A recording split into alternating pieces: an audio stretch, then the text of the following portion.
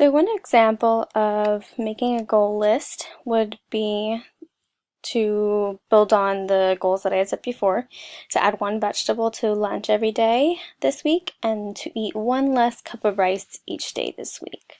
So you could create a little chart like I did here and mark one day for every day of the week.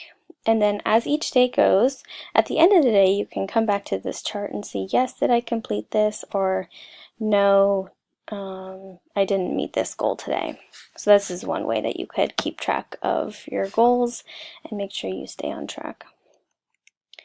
So now we'll take a few moments as a group or as each individual, and we have another handout for you.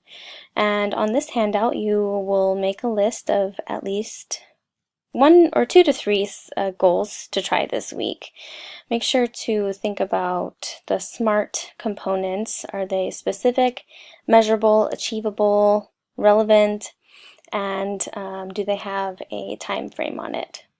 So for an example, one could be this week I will add one vegetable to my lunch meal, and I will also have 1 less cup of rice per day. And we'll recap. Thank you for your attention and participation today. We discussed that diabetes affects several different systems that involve blood vessels like the heart and kidneys. We also reviewed benefits of change, which are fewer complications of those conditions that I just mentioned, and also lower healthcare costs.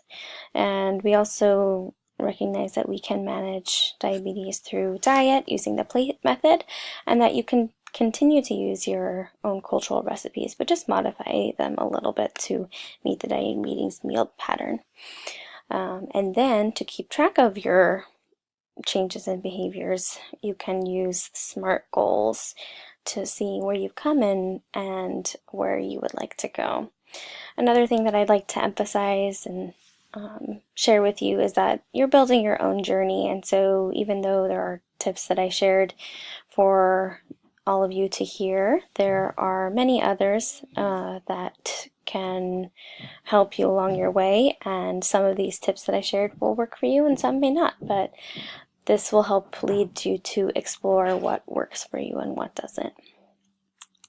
So I've also included a list of resources, which you'll also be receiving in a handout, but these websites have information on what diabetes is, diabetes and nutrition, a little bit more about making your own plate and portion sizes, as well as materials on the specific cultural foods that you normally eat on a daily basis and how to arrange those to fit your diabetes meal pattern needs. Thank you again for listening. I appreciate your participation and engagement, and here are my continued references. And please see me afterwards if you have any questions or if you would like to discuss something further. Thank you again for attending, and I hope you have a wonderful rest of your day.